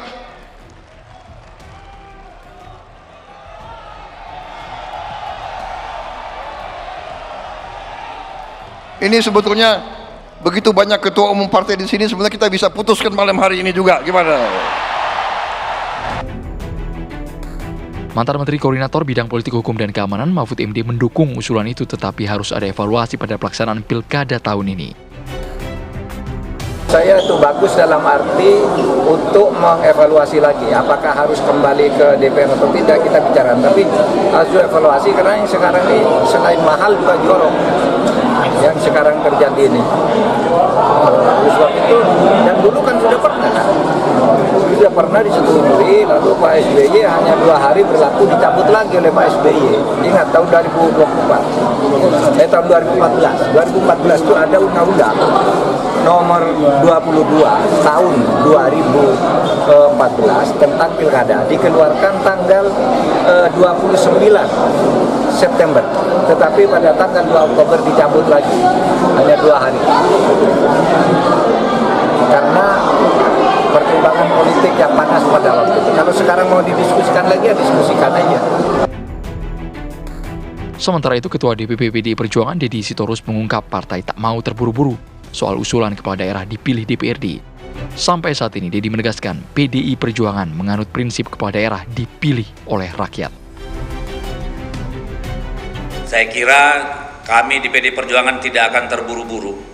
Yang pasti kami menganut prinsip kedaulatan rakyat adalah prinsip paling utama dalam pemilu. Vox Populi, Vox Dei. Suara rakyat, suara Tuhan. Dan kedaulatan rakyat itu dikejawantahkan melalui pemilu langsung. Soal biaya mahal, pilkada berbiaya mahal, itu karena hilangnya moral, etika, dan keserakahan yang ingin mengangkahi peraturan dan perundang-undangan. Itu yang membuat biaya mahal. Jadi jangan hanya menyalahkan rakyat biaya mahal, karena yang menyaburkan uang itu kan memang dari elit politik sendiri. Pengamat pemilu Titi Anggraini menyarankan harusnya pemerintah fokus menata konsolidasi demokrasi tanpa harus membuat narasi yang kontroversi seperti mengembalikan pilkada ke DPRD.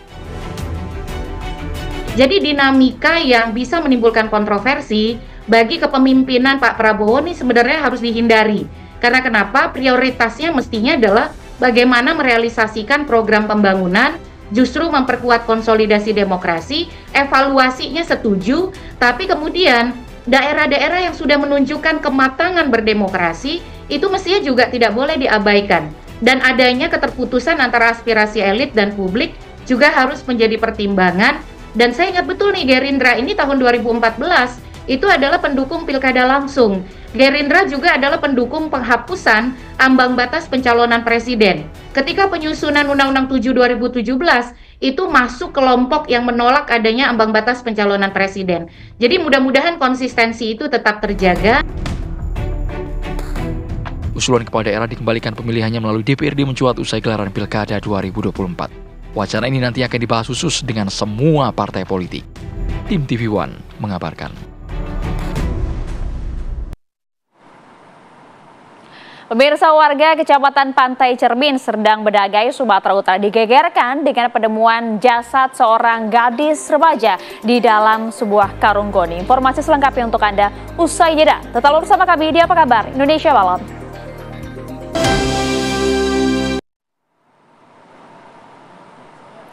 Anda kembali di Apa Kabar Indonesia Malam, pemirsa. Warga Kecamatan Pantai Cermin, Serdang Bedagai, Sumatera Utara digegerkan dengan penemuan jasad seorang gadis remaja di dalam karung goni. Keluarga pun sempat mencari korban yang dinyatakan hilang selama 2 hari.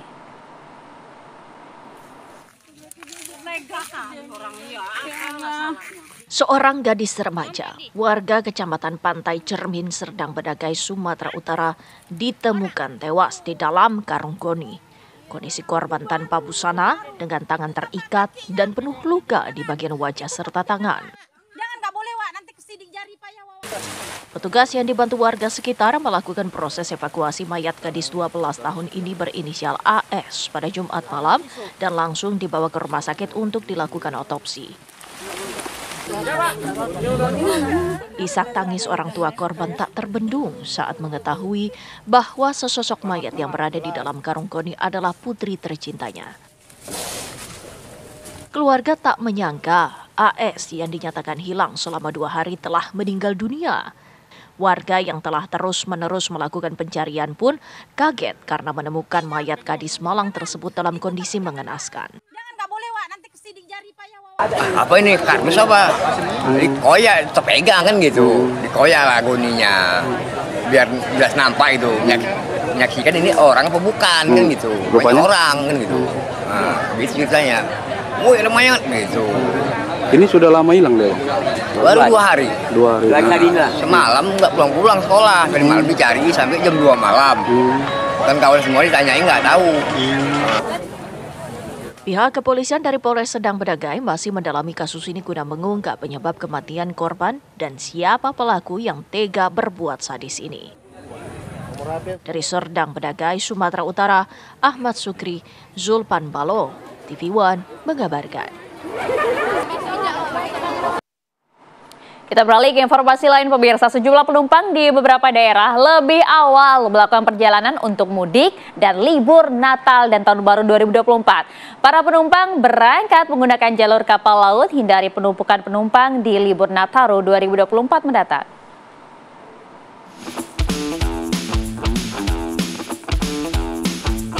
Ribuan penumpang yang akan merayakan Natal dan Tahun Baru mulai meninggalkan Pulau Jawa menuju sejumlah wilayah di Indonesia Timur melalui Pelabuhan Tanjung Perak, Surabaya, Jawa Timur. PT Pelni menyiapkan 14 kapal penumpang dan 2 kapal perintis. Kapal melayani rute-rute penting di sejumlah kota, di antaranya Makassar, Bau-Bau, Ambon, dan Papua. Berdasarkan data tiket yang terjual sejak 11 Desember, tercatat sekitar 21.000 penumpang akan tiba, sementara yang akan berangkat sekitar 18.000 penumpang. Sementara sejumlah penumpang melakukan perjalanan lebih awal dengan alasan untuk menghindari kepadatan.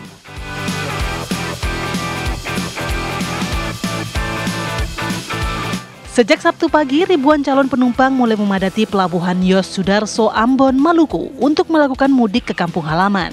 Selain itu, sebanyak 200 penumpang melakukan mudik gratis tujuan Kota Tual, Maluku yang diberangkatkan pada Sabtu siang di Pelabuhan Yos Sudarso, Ambon. Sementara lonjakan mudik Natal dan Tahun Baru ini diperkirakan terjadi pada 23 Desember 2024 besok. Untuk antisipasi lonjakan mudik Natal dan Tahun Baru, dari Kementerian Perhubungan Laut serta PT Pelni Cabang Ambon menyediakan 10 buah kapal Pelni dan menambah 3 kapal untuk mengangkut penumpang yang terjadi lonjakan di pelabuhan penyeberangan antar kabupaten dan provinsi.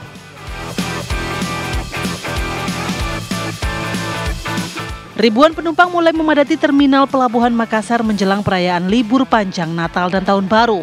Para penumpang ini memilih lebih awal berangkat untuk menghindari lonjakan penumpang yang membludak saat libur Nataru.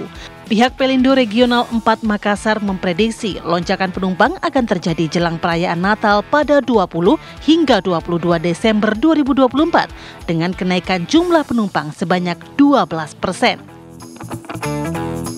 Tim TV One mengabarkan.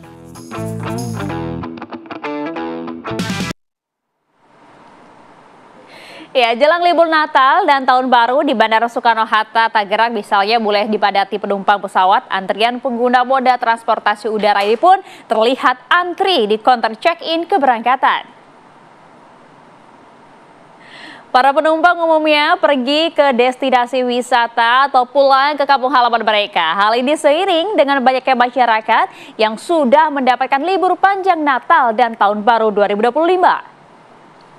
Pengelola Bandara Soekarno-Hatta mencatat bahwa tren kenaikan jumlah penumpang ini sudah mulai terjadi, di mana biasanya jumlah penumpang pesawat rata-rata berada di angka 130.000, kini naik menjadi 15% atau sekitar 154.000 penumpang. Begitu juga ternyata dengan pergerakan jumlah pesawat yang juga mencapai 1.013 pesawat. Pengelola Bandara Soekarno-Hatta memprediksi lonjakan jumlah penumpang ini akan terjadi pada pekan depan, seiring dengan sudah mulainya libur Natal dan Tahun Baru 2025.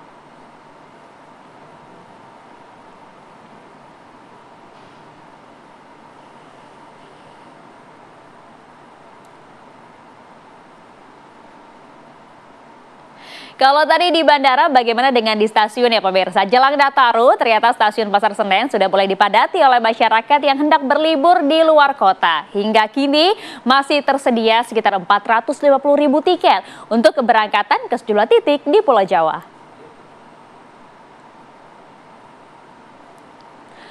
KAI Daob 1 Jakarta telah menetapkan masa angkutan Natal dan Tahun Baru dari mulai tanggal 19 Desember hingga tanggal 5 Januari 2025. Hingga kini tiket masih tersedia sekitar 450.000 tiket atau sekitar 61% dari total tiket yang disediakan. Secara total, KAI Daob 1 baik dari Stasiun Senen ataupun dari Stasiun Gambir telah menyediakan 743.000 tempat duduk yang tersedia selama masa angkutan Natal 2024 dan Tahun Baru 2025.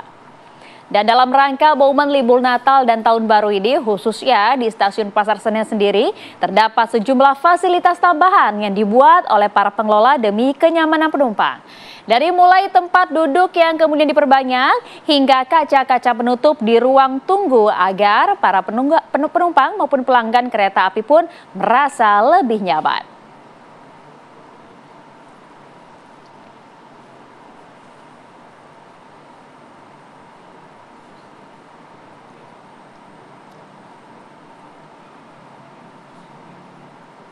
Ya, kita coba akan pantau langsung bagaimanakah situasinya saat ini. Sudah ada rekan-rekan kami, ada Yosefin Kezia saat ini berada di Stasiun Pasar Senen Jakarta, dan nanti akan ada rekan kami Tiara Harahap di Bandara Soekarno-Hatta. Kita cek dulu ke Stasiun Pasar Senen. Ada Yosefin Kezia di sana. Betulkah lonjakan penumpang saat ini terasa dan juga nampak di sana, Kezia?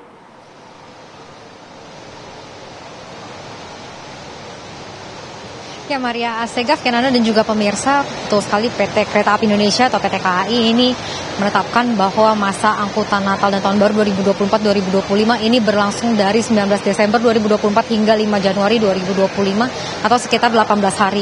Dan untuk total tiket yang bisa dibeli ini dari PT KAI ini menyediakan lebih dari 700.000 tiket yang hingga saat ini pada 14 Desember 2024 sudah mencapai 40% tiket yang terjual atau sekitar lebih dari 296.000, dan masih tersedia sekitar 60% atau 400.000 tiket yang bisa Anda beli untuk keberangkatan baik dari Stasiun Pasar Senen maupun dari Stasiun Gambir.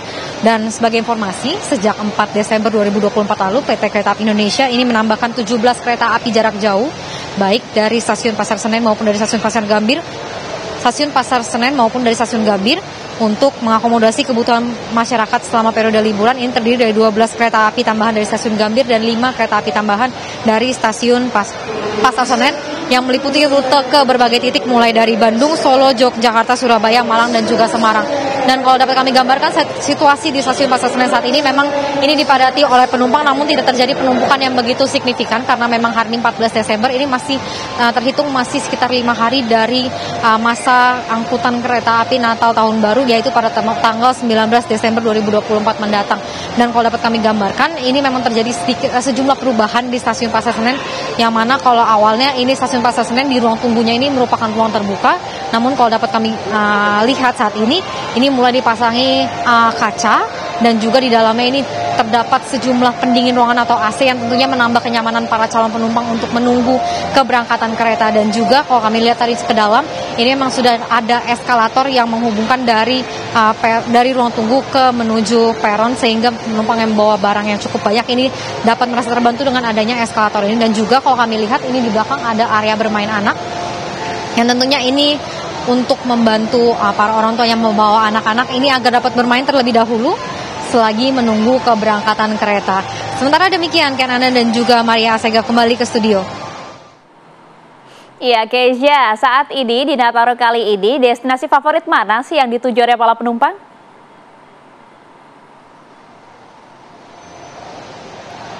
Ya, Maria Asega, Kenana dan juga pemirsa, ini kalau memang kita melihat memang ada sejumlah titik atau kota yang menjadi favorit para calon penumpang, bahkan sampai ditambahkan untuk kereta api jarak jauh ini dari Bandung, kemudian Solo, Yogyakarta, Surabaya, Malang, dan juga Semarang.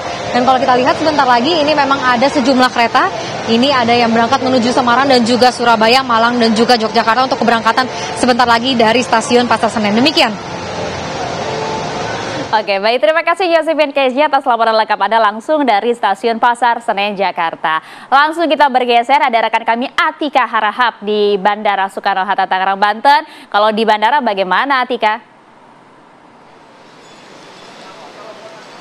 Ya, selamat malam Maria Segaf dan juga pemirsa. Jelang Nataru 2025 ini pemerintah menerapkan kebijakan penurunan harga tiket pesawat untuk yang mana ini telah berlaku sebesar 10% untuk penerbangan domestik di masa periode libur Natal 2024 dan juga Tahun Baru 2025. Penurunan harga tiket itu diharapkan mampu mengurangi biaya perjalanan para warga yang akan melakukan liburan begitu ya.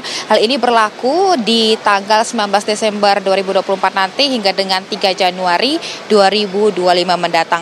Hal tersebut juga disampaikan langsung oleh Menteri Koordinator Bidang Infrastruktur dan Pembangunan Kewilayahan atau Agus Harimurti Yudhoyono usai melakukan rapat dengan Presiden Prabowo Subianto di beberapa hari yang lalu, yang mana menurut AHY ini kebijakan penurunan tiket pesawat domestik ini dimaksudkan untuk membantu masyarakat dan juga menggerakkan ekonomi dan juga pariwisata. Saat ini kami melaporkan langsung dari Terminal 3 Domestik keberangkatan Bandara Soekarno-Hatta, Maria Segaf dan juga pemirsa. Meskipun penurunan 10% untuk penerbangan domestik ini belum berlaku, namun memang sejak pagi tadi hingga dengan sore hari tadi kenaikan ataupun kepadatan penumpang ini sudah mulai mengalami kenaikan ya. Kami memantau Maria Segaf dan juga pemirsa hingga dengan tadi kami juga mendapatkan data sementara dari pengelola Bandara Soekarno-Hatta yang mengatakan bahwa kenaikan jumlah penumpang ini mulai terjadi per hari ini, sehingga ada beberapa kebijakan yang telah diberlakukan seperti ada beberapa maskapai atau ada beberapa penumpang yang akan melakukan penerbangan dan ada beberapa maskapai ini dialokasikan ataupun dipindahkan ke Terminal 1A dan juga 2E. Kemudian dari pengelola Bandara Soekarno-Hatta ini juga ada mencatat yang mana di angka rata-rata kepadatan penumpang kenaikan ini biasanya 130.000,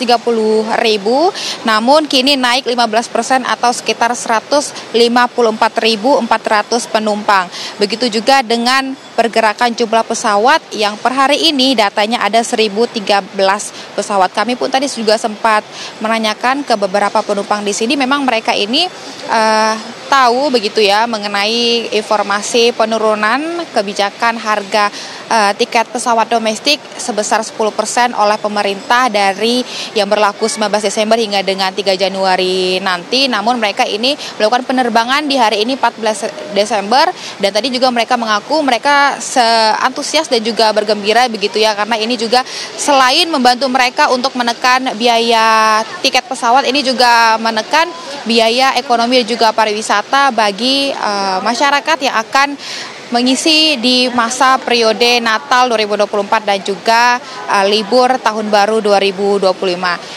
Kalau digambarkan pada malam hari ini memang tidak begitu padat ya Maria Segaf dan juga pemirsa, namun tadi kami sempat menanyakan juga ke beberapa petugas bahwa pagi tadi hingga dengan sore tadi memang banyak sekali penumpang hingga dengan mengalami kenaikan jumlah penumpang dan adanya pemberlakuan ada beberapa maskapai begitu ya yang dipindahkan ke Terminal 1A dan juga 2E, dan memang diperkirakan per minggu depan ini kepadatan penumpang juga akan terus mengalami kenaikan. Begitu Maria, demikian informasi sementara dari Terminal 3 keberangkatan domestik Bandara Soekarno-Hatta. Kembali ke studio.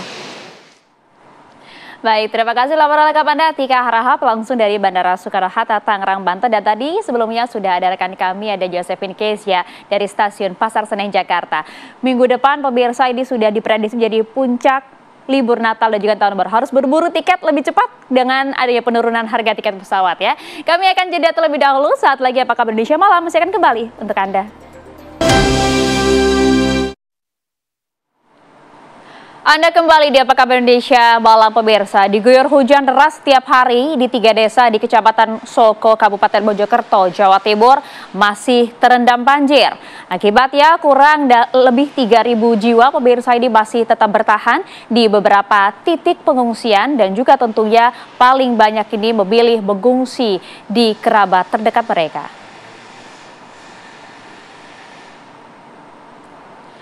Hujan deras hampir tiap hari di wilayah Mojokerto terjadi, di mana mengakibatkan 3 desa di Kecamatan Sooko masih terendam banjir. Selain merendam rumah warga, banjir juga merendam fasilitas pendidikan, fasilitas kesehatan ataupun puskesmas, dan juga tentunya fasilitas pemerintahan desa lainnya. Menurut Daril, salah satu warga setempat, banjir terjadi sudah 5 hari dan tadi malam pun banjir terjadi dengan debit air yang tak surut, malah justru naik. Ketinggian banjir sudah lebih dari 1 meter dan rumah pun sudah tenggelam sekitar kurang lebih pinggul orang dewasa atau sekitar 1 meter. Di mana sementara itu, selain dipicu oleh hujan deras setiap hari, banjir juga disebabkan oleh luapan sungai Afor Watudakon.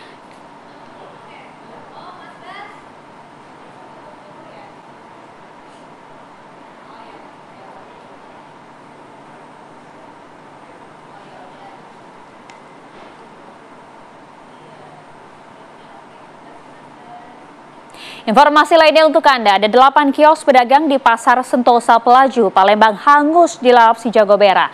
Peristiwa ini pun diduga ada kelalaian dari salah seorang pemilik kios yang meninggalkan kompor menyala saat sedang memasak.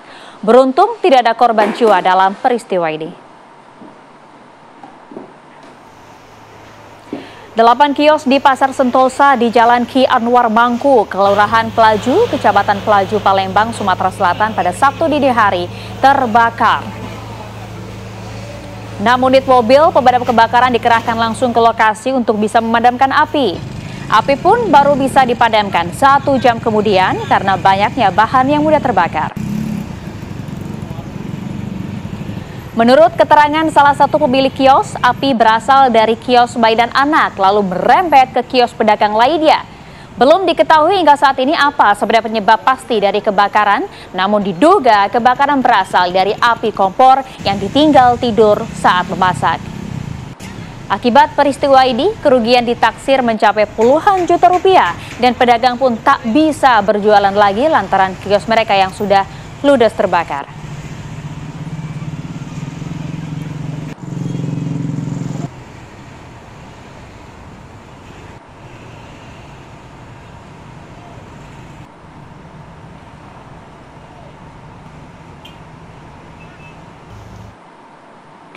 Sementara itu pemirsa, kebakaran pun melanda 11 lapak barang bekas yang berada di Jalan Pakis Raya Cengkareng, Jakarta Barat. Tak hanya lapak, sejumlah mobil pun juga ikut terbakar. Diduga kebakaran disebabkan oleh kompor gas yang meledak dari salah satu penghuni lapak. Kobaran api terlihat membumbung tinggi dari lahan kosong yang dijadikan lapak pengepul barang bekas di Jalan Pakis Raya, Kelurahan Rawabuaya Cengkareng, Jakarta Barat. Warga serta petugas pemadam kebakaran yang sudah berada di lokasi pun berupaya melokalisir api agar tak merembet ke bangunan lainnya. Banyaknya tumpukan barang bekas dengan material plastik membuat api ini dengan cepat membesar dan kemudian merambat ke lapak-lapak lainnya. Selain lapak, sejumlah mobil yang terparkir pun juga turut terbakar. Total pemirsa ada 3 mobil dan juga 11 lapak yang terbakar dalam peristiwa itu. Dalam kejadian ini tak ada korban jiwa. Api pun kemudian berhasil dipadamkan 1 jam kemudian setelah ada 16 unit pemadam dari Sudin Gul Kerabat Jakarta Barat dikerahkan ke lokasi kebakaran.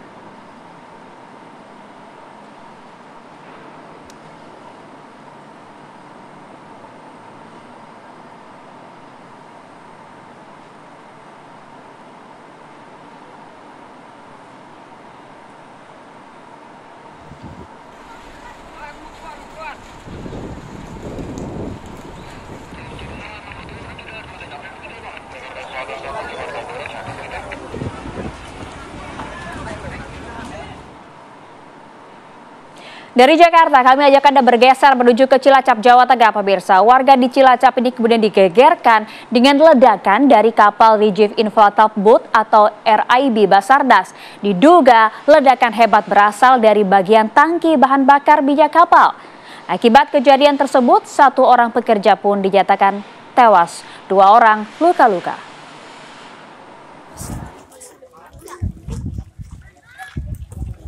Warga merekam detik-detik setelah ledakan terjadi di kapal RIB milik Basarnas di Dermaga Sleko, Kecamatan Cilacap Tengah, Cilacap, Jawa Tengah. Dalam video amatir terlihat kepulan asap keluar dari kapal RIB. Video juga memperlihatkan 3 pekerja tergeletak tidak jauh dari kapal RIB yang meledak. Menurut warga, kejadian ini bermula saat 3 pekerja tengah melakukan perbaikan kapal RIB. Tiba-tiba kapal RIB tersebut meledak dan mengeluarkan asap hitam. Diduga ledakan hebat ini berasal dari tangki bahan bakar minyak kapal. 1 orang pekerja meninggal dunia dalam insiden ini, 2 orang lainnya mengalami luka-luka. Ya, drop kapal Seleko ikutnya itu area perhutani, wilayah Kelurahan Dona, Kecamatan Cilacap Tengah, terjadi laka kerja yang mengakibatkan 3 orang korban. 1, kami dapat informasi tadi meninggal dunia di rumah sakit Fatimah, kemudian yang 2 korban luka di RSUD Cilacap. Kepolisian memasang garis polisi serta melakukan olah TKP. Hingga saat ini polisi masih menyelidiki penyebab ledakan. Dari Cilacap, Jawa Tengah, Ian Sutriana, TV One mengabarkan.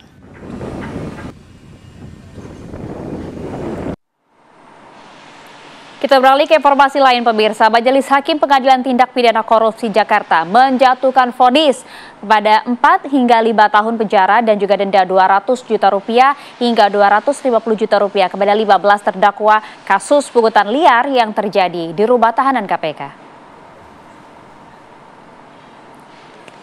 Ketua Majelis Hakim Mariono menyatakan ke-7 terdakwa terbukti melakukan pungutan liar di rutan KPK dihukum selama 4 tahun penjara dengan denda masing-masing 200 juta rupiah.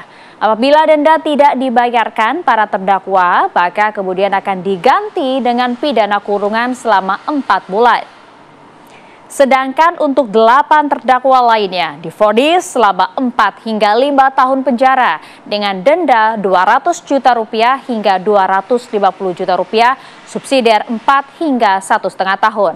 Salah satu terdakwa bernama Hengki dengan vonis 5 tahun penjara dengan denda 250 juta rupiah, subsidiar 6 bulan dengan uang pengganti mencapai 419 juta 600 ribu rupiah serta subsidiar 1,5 tahun. Atas putusan hakim, jaksa penuntut umum pun akan pikir-pikir untuk banding.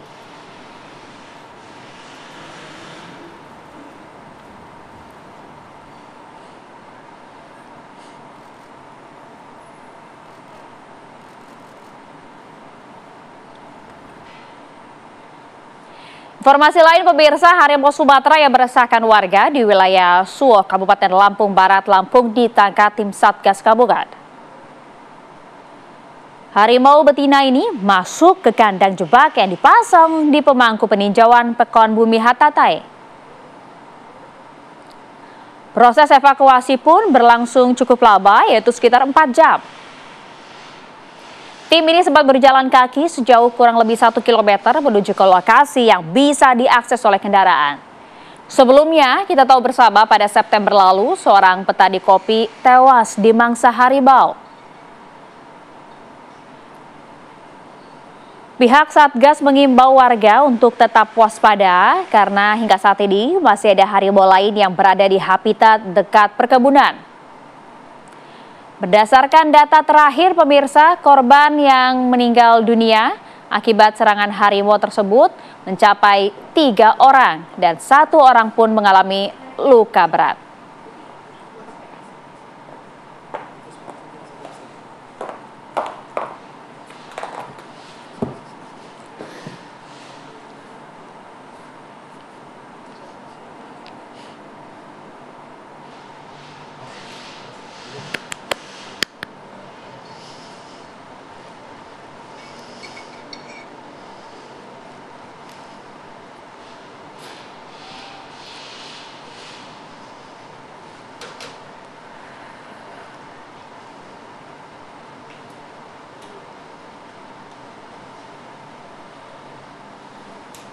Ya, informasi dari Lampung tadi menjadi akhir perjumpaan kita di Apa Kabar Indonesia Malam ya, Ken? Ya, betul sekali Maria dan juga pemirsa. Dan sesaat lagi kabar utama akan hadir untuk Anda. Saya Ken Ana. Dan saya Maria Segaf, kita berdua pamit. Terima kasih pemirsa dan sampai jumpa.